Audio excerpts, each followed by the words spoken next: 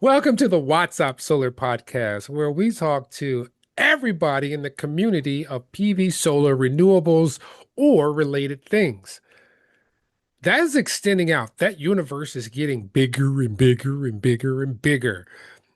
Part of that universe is Matthew McAllister.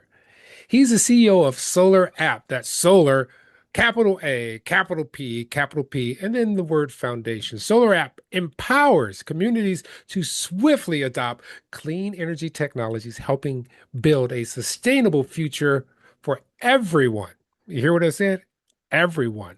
The foundation is the home of SolarAPP with the plus sign on it. So that's SolarAPP Plus. The automated plan reviews and permitting software developed by National Laboratories of the Rockies. We know what it really is, formerly NREL, and used by over 345 jurisdictions and 17 states. What's up, Mr. Matthew? Well, thanks for having me on, Emmitt. I really appreciate it. So, I'm going to go back. I always go back in time. What was the impetus of this? How did this come into fruition in this universe? Yeah, so the idea of SolarAPP was, in my mind, it is one of the best examples of a collaborative group effort to solve a problem that I have encountered in my career. So the origins of this are 2018, 2019, Mm, a bunch of folks getting together and having conversations around what would it take for us to make a real dent in permitting as a part of the cost stack for getting really affordable solar out to communities.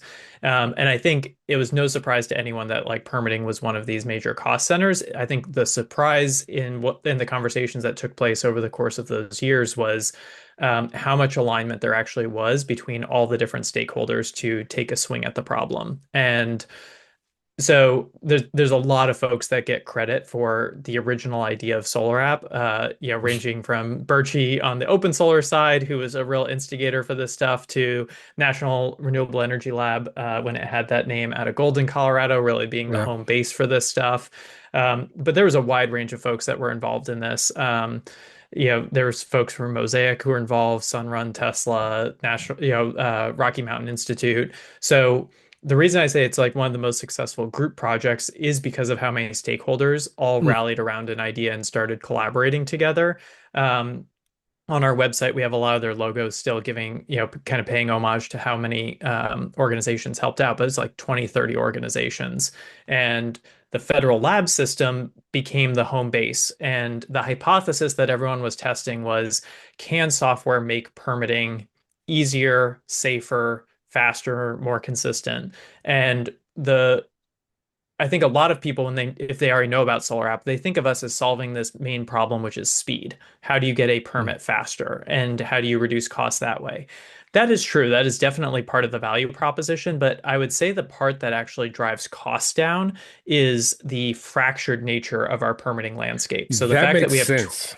yeah, that's where the cost actually comes in. So if you're an installer and you have to know the difference in permitting processes between jurisdiction A and jurisdiction B, and as you expand your territory, you have to hire more people to understand, oh, jurisdiction C wants it on 11 by 17 paper, printed horizontally with page numbers in the lower right-hand corner, and they enforce this provision, and the building officials, purview on this particular interpretation of the rule is X. Everyone does this, right? You create a Yeah. giant, giant spreadsheet of how do I navigate and how do I accomplish my goal for the homeowner of installing solar for them safely, and doing a good job. And from the jurisdiction standpoint, my background's all in government prior to this. The jurisdiction standpoint is we are providing a consumer protection, right? That's what the tax dollars are paying Mm, for, is making sure you don't have to be an electrician in order to pay for solar, have it done correctly on your roof, and know that you have, haven't destroyed the value of your home, destroyed the yeah. value of your roof, all that kind of stuff. So everyone's acting very, very logically. And in our system of government, we just happen to have decided that the 20,000 layer of local and county government is predominantly where we're going to decide this. And I think it makes a lot of sense, because in, you know, pre-internet days and pre having the scale of businesses that could operate at a national scale really reliably, this makes a ton of sense. If you want to control the experience with the mom and pop shops who are in your community, you want to set the right standards, and that's usually the scale of these things. I think this really comes to a head at solar with solar in particular because as a country, we need to electrify really, really fast. We have to do it in the most affordable way possible. And that's where like running up against that type of governance structure of 20,000 unique decision So makers and flavors of things really creates that soft cost. I have a question regarding, is this just for residential? Is it for commercial and other applications within solar as well? Because there's a permitting Yeah. process with that as well, correct? Totally. And I think there's so all layers of infrastructure are going to run into permitting, zoning, land use, planning constraints. I think the reason that a lot of folks, early in the days of SolarAPP, people were excited about this idea for residential solar is one, that's where we see the soft costs have probably the most disproportionate impact on the total cost that homeowners feel. Mm, So it's a huge lever to go after. And two is you really are only needing to represent one decision maker in order to enable the project, which is the okay. local building official. If they're signing off and they are the ultimate authority for permitting in their jurisdiction, you're done. That's your one stop in the process, basically. So if you can enable that step in the process with software, you can go from, at the top of the hour, you don't have a permit to 30 minutes from now, you have a permit in hand and you can be building the job. You said 30 minutes. Yeah, I mean, some people have it faster. We have almost more than half of our projects now are submitted through our API. So people aren't even logging in and filling it out. It's software from an installer or a design tool like OpenSolar Yeah. giving the data directly to SolarAPP and us processing the permit and returning that on the other side. So it can be 5, 10 minutes for some installers at this point. I, and that's on the best case scenario. What is your typical worst case scenario with Solar App Plus? Knowing that it could go from weeks to months for permitting, in the worst case scenario, do you bring that down to a couple of days or a month? Yeah, so we have a few jurisdictions that will still, usually they're in pilot, so they're testing it out and they want to run SolarAPP for a while with their normal human review in the loop as well before they fully enable us. Hmm. So in those instances, what you'll see is no real shift on timeline because that'll be the same for them. What you'll see is the requirements for what to submit shifted to basically the standard set of information that we ask for on the form. So there's still that savings of you remove the inconsistencies from A to B to C, but we haven't returned that value proposition of save time yet until the jurisdiction fully has vetted the platform and enables the instant issuance. So you've given us the reason why automated permitting was required because we were having this fence problem. So you'd have to, the persons giving the permit would have to go throw it over the fence. And somebody would say, okay, let me go to, they would throw it back over the fence, and then they'd have to go Hmm. somewhere else and throw it to another fence, or they would throw it to someone else and it would get lost, and you're at the mercy of, I don't know where my document is in the process until you either get a decline or an okay. And then if you get an okay, you're good to go. But still, it's a time. So SolarApp said, we're going to take away the fence problem. We're going to take away knowing where it is in the process. And we're going to aggregate this from things that you already have. Is that correct too? Yeah, and I think there's a lot more that we could talk about in terms of where we're going as an organization and what we're Mm. building out with the product to make this all easier. But yeah, I think you summarized it really nicely there on how we're solving those problems. So when it comes down to your users, are you aggregating data from your users to make this a more comprehensive experience, or is it a learning model that's based on human interaction? Um, we so I would describe us as um, our product today is essentially a Google form on steroids. We're asking for a lot of information, right? Yeah. To describe, we're basically asking installers to describe to us what is the system you intend to build? And we're going to return the answer, is that safe and code compliant? We are Ah, trying to make it easier and easier to give that answer. So we do things like we ingest all of the CEC equipment database every single week. We make sure that we're keeping up to date on that. We know when equipment's been archived. This kind of stuff that would be actually really hard for a local jurisdiction to stay on top of, right? Like they're yeah. permitting all sorts of projects. They're working on like your kitchen remodel as well. Yes. To know what equipment just got listed is a whole nother ask in terms of so that's the value proposition that we're adding on the jurisdiction side is staying up to date with what is safe and code compliant as well. Um, so that's what the product looks like today is basically in a structured collection way. We're going to tell you whether or not a system is safe and code compliant, and we're going to do it in with a level of reliability that the jurisdiction official trusts that it's actually reducing failures at inspection. So great. We're saving time on the inspection side. We trust that it's checking for everything that it needs to check to make sure nothing's going to catch fire. Great. We give you then the permission to move forward and do an installation. So that's where we're at today. I think where I kind of am sensing your questions going with like, how can data make this all better? We're Yeah. also now building out the, leveraging AI infrastructure to say, we can be a lot more flexible with what we collect. Like if you've got a set of plans in a CAD file and you've got some equipment stuff listed on a PDF, we want to be able to ingest all of that and just say, okay, if anything is missing, Emmitt will come back to you and we'll ask about it. Ah. But we don't need to be so prescriptive as to say you must fill out these, 60 questions in order to do it. Like we could extract a lot more of that on your behalf and make it easier to use the product as well. So how is Solar App Plus unique from other automations that may be in the market? Yeah. I think the biggest thing that makes us unique is that we're really focused on creating that standardization layer between jurisdictions. I think the vast majority, and again, I was in government for a very long time. I've been pitched 5,000 solutions. I was probably pitched like 10 a week in my last job at the state of Colorado. Um, and I think there's a real sensitive BS detector for government officials of like, can your software really help me? Like, I am highly, highly skeptical that this is going to be useful to me. And our approach to all of that, and the thing that has made us unique, is we are trying to solve problems for both installers and jurisdictions by specifically focusing on a standardized way of capturing and evaluating these projects. So,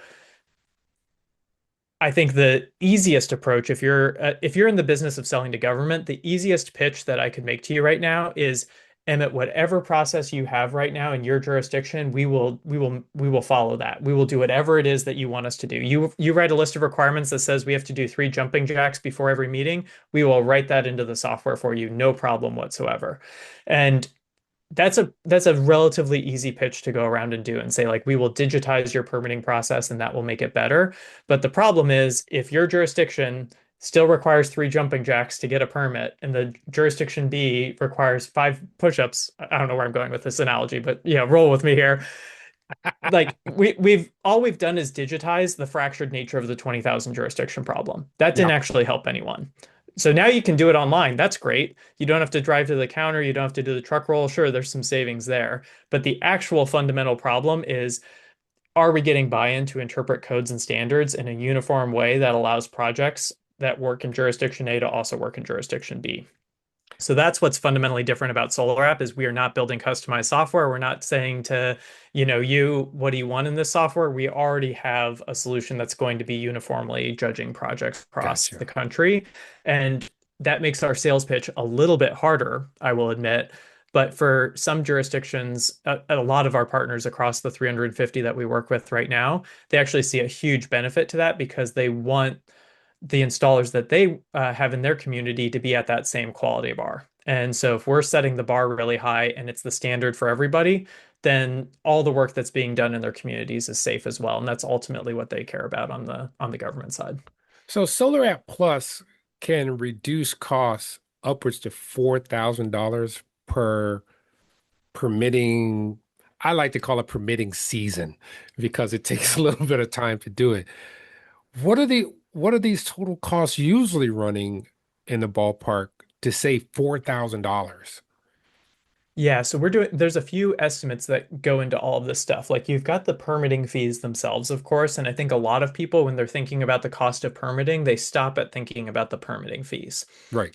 What they're not really thinking about is did they have to hire that additional staff member to understand that jurisdiction Uh, B, C, and D are also a little bit unique and they have to run that process differently? And are they accounting for every time they have a revision and there's revision fees or an additional review fee on top of that? We see about 60% of projects have a revision.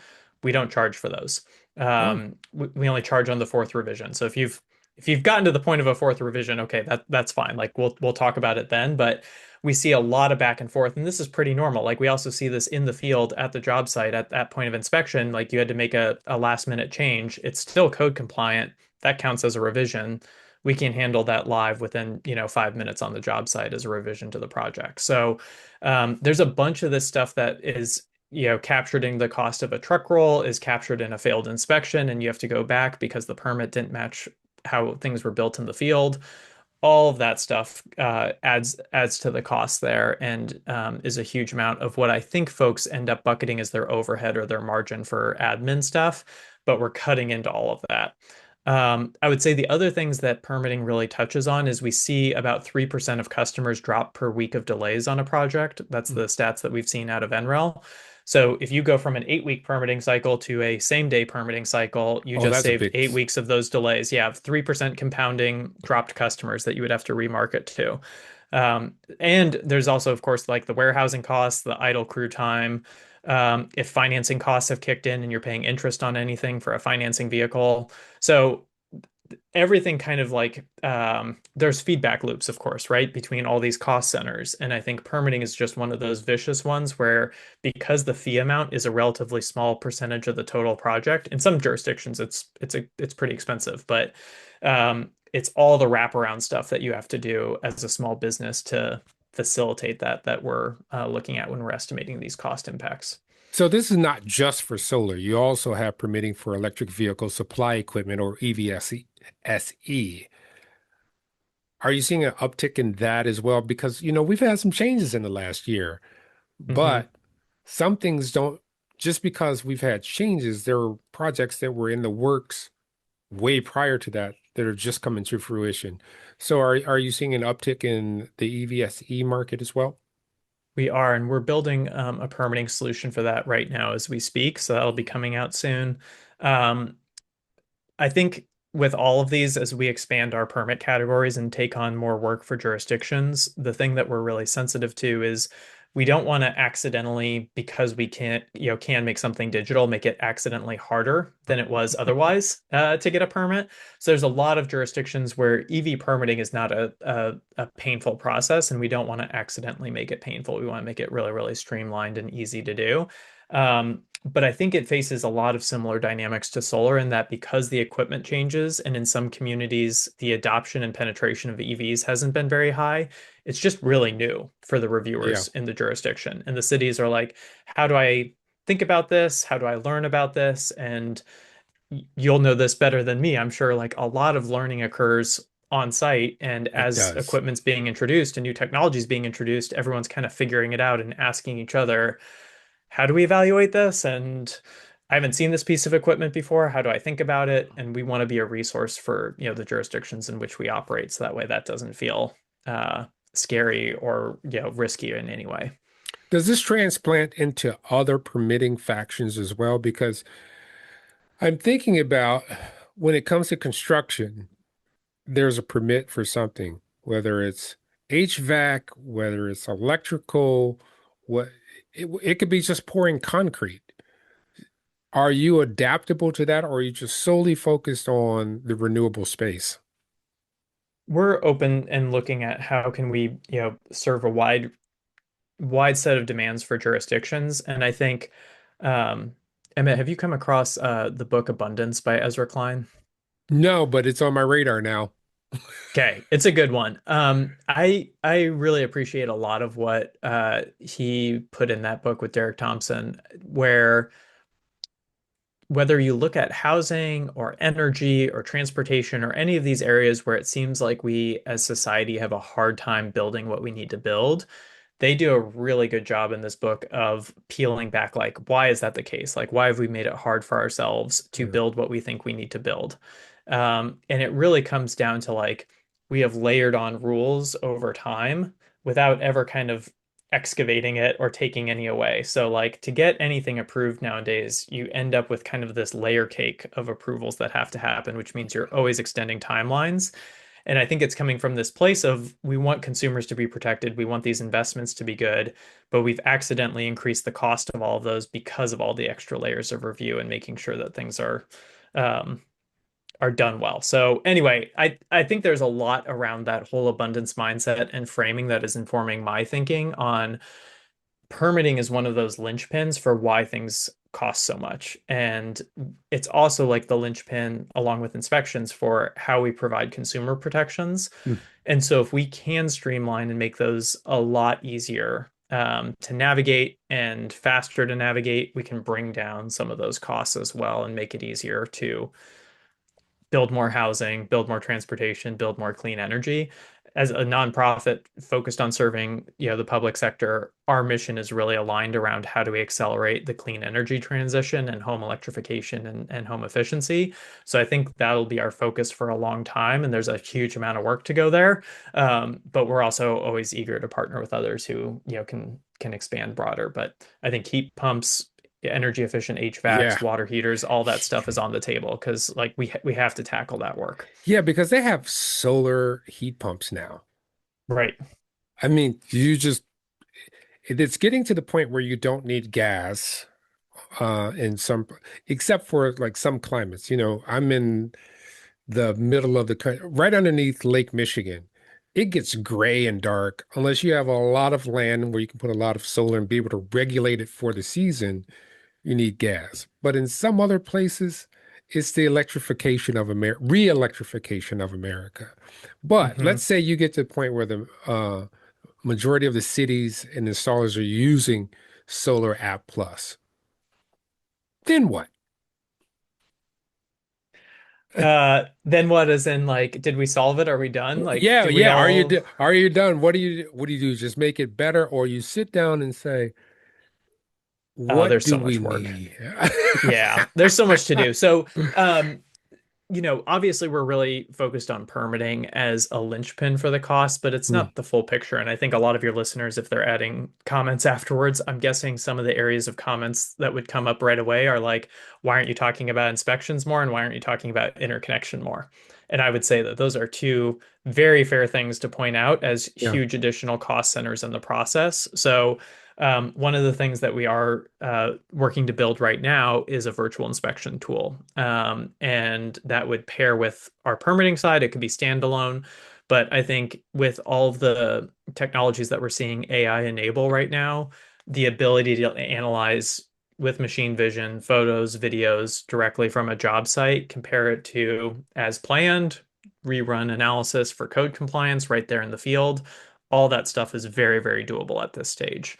And that can avoid a huge amount of costs, like the amount of times that you have to go.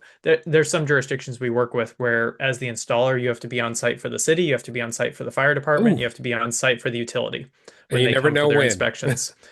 Or it's a 4 hour arrival window. And also, by the way, if you're like a low income homeowner and you're having to take time off of work for a job that you have to be on site for, huge negative impact of Yeah, taking on some of these projects and having to be present to let folks into your garage or into your backyard or whatever that is. So I think there's a huge amount of soft costs tied up in the inspection space, and it's the other side of the coin from permitting. So that's a huge area of focus for us.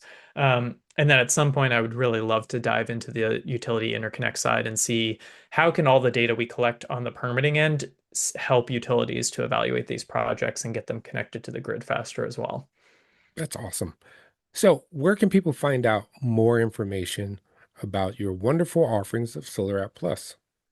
So we are at gosolarapp.org. And if we're able to include my contact information in the podcast details, I'm always happy to be in touch with listeners directly. In particular, the asks that I would have of your audience are One, if folks have used SolarAPP in the past and were at all frustrated by the product experience, we have made a boatload of improvements over the last 12 months. And I would really encourage folks, if you've got an account, to log back in and take a look at that. The second one is if you're operating in a territory where SolarAPP is not yet live, we would love recommendations and nominating jurisdictions. We have a form on our website to do that, and we have a team dedicated to doing outreach to jurisdictions, offering up our support and services. So we would love warm referrals and introductions there. Those would be my two main asks for folks on how they could help us. Awesome. Well, I want to thank you so much for being on the What's Up Solar podcast. Thanks so much for having me, Emmitt. This was great. Guess what, everybody? Today in my jurisdiction, it is raining. So it is a gray, cloudy day. But at some point, they will part. They will leave my presence. And my room will be aglow and it will be filled with the light of the sun. You know why I love the sun so much? Not only does it warm my body, it helps my plants to grow, and it gets me outside with my little puppy, but it'll never send me a bill. Till next time, love you all. Peace.